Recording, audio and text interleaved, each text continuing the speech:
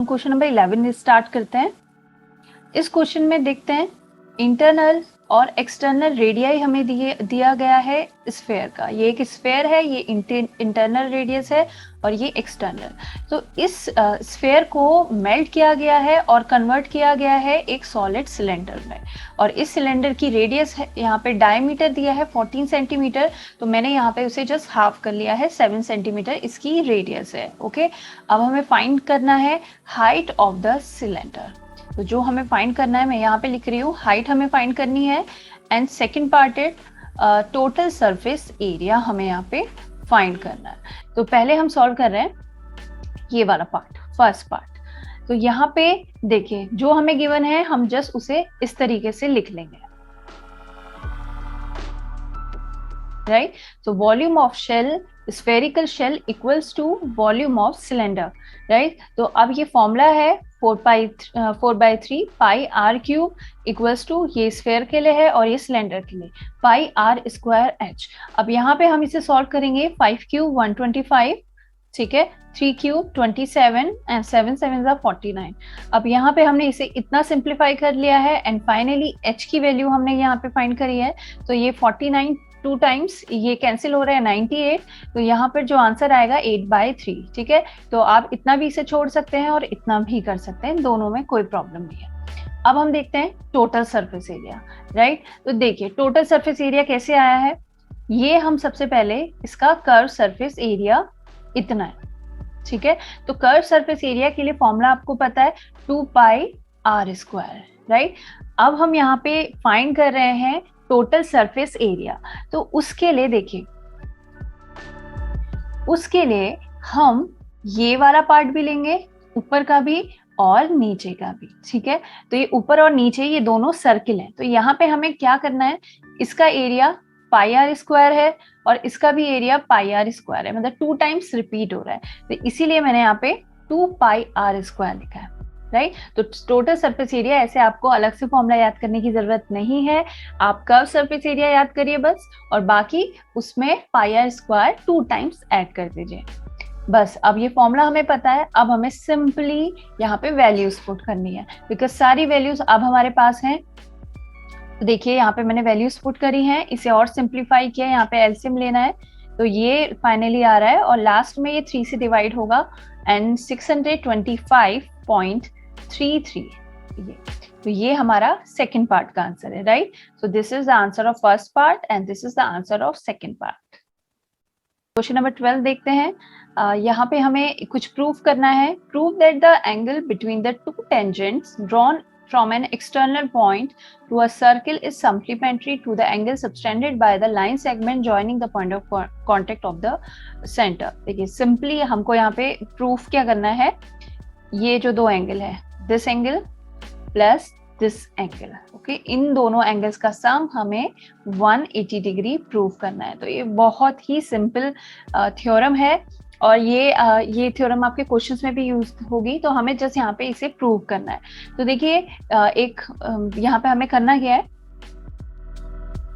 ठीक है। तो इस क्वेश्चन का ये जो सॉल्यूशन पार्ट है ये है, आप कंफ्यूज मत होइएगा। देखिए इस वाले फिगर में आप ये देख सकते हैं, ये एक क्वाड्रिलेटरल बन रहा है APBO, ये क्वाड्रिलेटरल है। तो क्वाड्रिलेटरल की प्रॉपर्टी के according sum of all the angles of quadrilateral equals to 360 degree, right. और हमें ये पता है कि ये दो एंगल्स कितने के हैं, ये 90 डिग्री हैं, बिकॉज ये क्या है, टेंजेंट है और ये रेडियस है। तो हमने थ्योरम में पढ़ा है टेंजेंट एंड रेडियस हमेशा परपेंडिकुलर होते हैं। तो ये दोनों एंगल्स हमें पता है 90-90। अब बचे क्या, अब ये दोनों ही एंगल बचे हैं जो हमें, जिनका सम हमें 180 प्रूफ करना है। तो अब हम इन दोनों एंगल्स की वैल्यू रखेंगे और 90 + 90 180 इक्वल के इस साइड जाएगा 360 - 180, तो इक्वल्स टू 180, राइट। तो ये प्रूफ हो गया है। तो दोनों एंगल्स का सम इज 180, ओके, बिल्कुल सिंपल सा है। अब हम इसके सेकंड पार्ट पे जाते हैं। देखिए यहाँ पे हमें गिवन है ये दो टेंजेंट्स है TP एंड TQ, ओके, जो दोनों इक्वल है अकॉर्डिंग टू थ्योरम।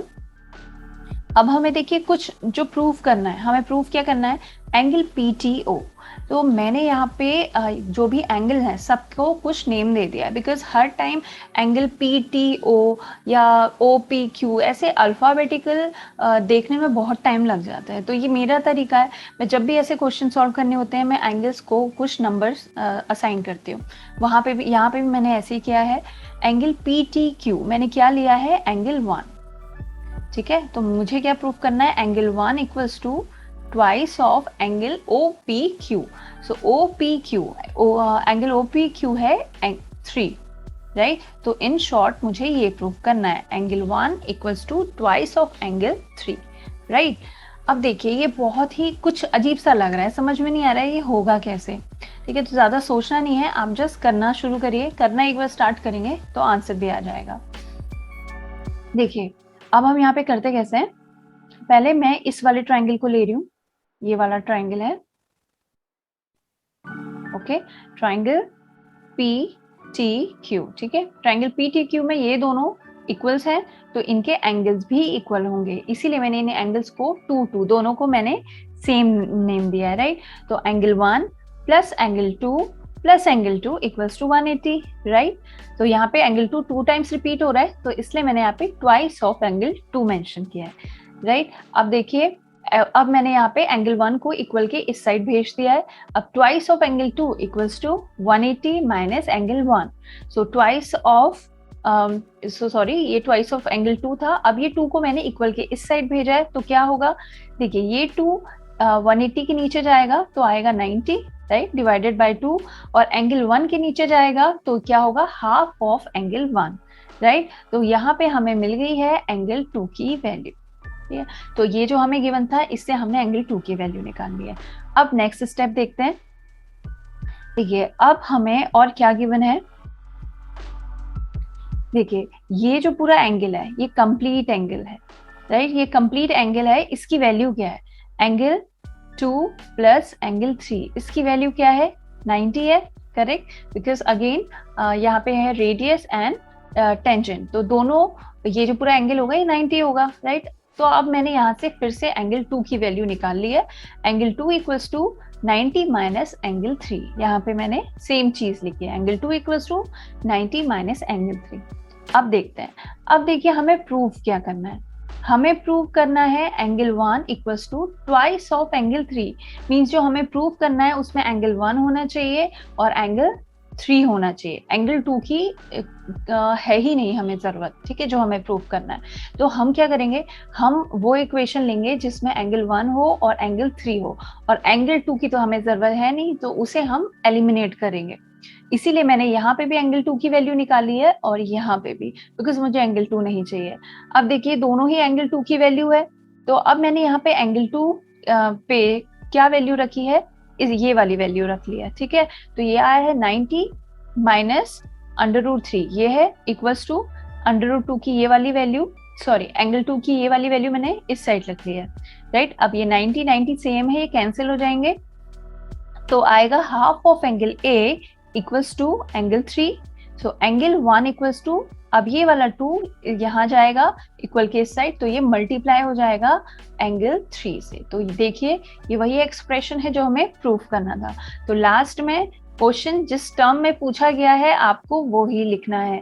अगर आपने इस तरीके से एंगल 1 2 3 लिखे हैं तो ये आपने मेंशन किया है, आप तो लास्ट में क्वेश्चन जिस तरीके से पूछा जाता है आंसर भी वैसे ही देना चाहिए, ठीक है। तो इस तरीके से आप इस क्वेश्चन को सॉल्व कर सकते हैं। नंबर 13 देखते हैं, ये एक केस स्टडी पे बेस है, और यहाँ पे आप जब ये पढ़ेंगे आपको पता चलेगा कि ट्रिग्नोमेट्री का हमारी रियल लाइफ में क्या यूज है एक्चुअल, ठीक है। तो पढ़ते हैं, trigonometry in the form of triangulation form the basic of navigation whether it is by land, sea और air. GPS, okay, GPS stand for global position system.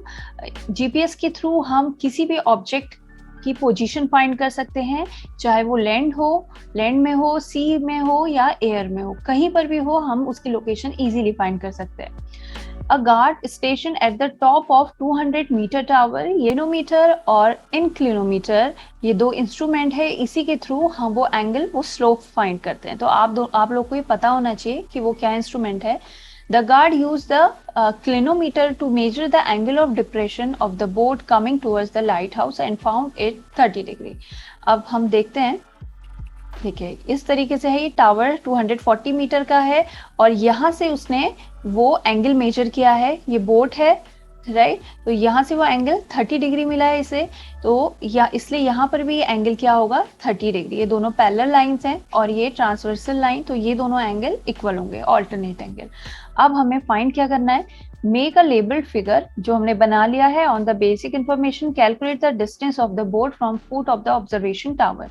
Means हमें फाइंड करना है वैल्यू ऑफ एक्स, फाइंड करना है ये boat इस tower से कितनी डिस्टेंस पे है राइट। तो अब हम इसे राइट एंगल ट्राइंगल यूज करेंगे राइट। तो मैंने लिया है यहाँ पे पी टी आर, ठीक है, इसे लेबल कर लेते हैं PTR। तो यहाँ पे एंगल 30 है, ये परपेंडिकुलर हमें गिवन है और बेस भी हमें गिवन है, तो हम 1030 का फॉर्मूला लगाएंगे equals to 240 upon x, perpendicular upon base right. अब यहाँ से हम क्रॉस मल्टीप्लाई करेंगे, 30 डिग्री की वैल्यू हमें पता है 1/√3, उसे रखिए और एक्स की वैल्यू आ जाएगी राइट।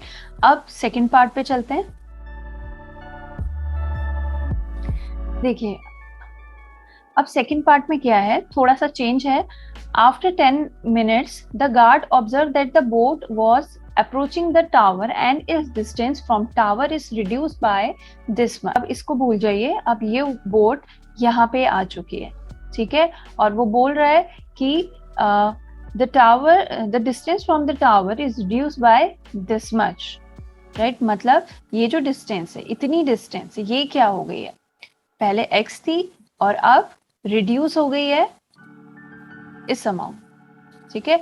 तो ये जो पूरी डिस्टेंस है वो अब इतनी है। हमें फाइंड करना है what was the new angle of depression of the boat from the top of the observation tower right. तो अब ये अगर यहाँ पे है तो ये कुछ इस तरीके से दिखाई देगी राइट। अब हमें फाइंड करना है न्यू एंगल ऑफ डिप्रेशन, तो वो होगा ये कंप्लीट एंगल राइट। तो सपोज ये एंगल है थीटा, अब हमें थीटा की वैल्यू फाइंड करनी है। Suppose the let angle of depression is theta, तो अब ये थीटा है तो ये भी थीटा होगा, ऑल्टरनेट एंगल्स हैं सेम। अब हमें ये फाइंड करना है, हमारे पास ये डिस्टेंस है और ये वाली डिस्टेंस भी हमारे पास है, इसे हम फाइंड कर लेते हैं। अब देखिए x की वैल्यू हमारे पास थी, x की वैल्यू क्या है 240/√3।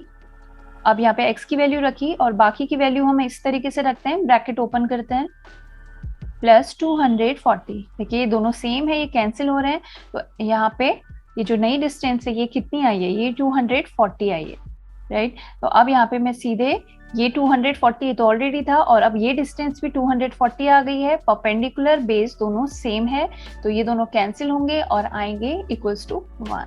तो किस एंगल के लिए tan थीटा की वैल्यू 1 होती है, दैट इज 45 डिग्री, ठीक है।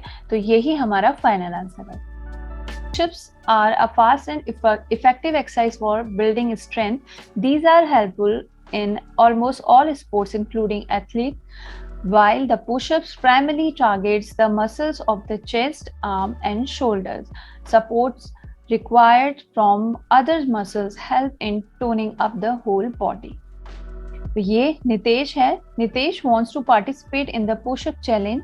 He can currently make 3000 push-ups in 1 hour, ठीक है, 1 hour में ये 3000 push-up ही कर सकता है, but he want to achieve a target. उसने एक टारगेट बनाया है of 3900 push-ups 1 hour, राइट। तो मतलब 3000 पुशअप्स 1 आवर में वो अभी कर सकता है, बट उसका टारगेट है कि अब उसे 1 आवर में 3900 पुशअप्स करने हैं।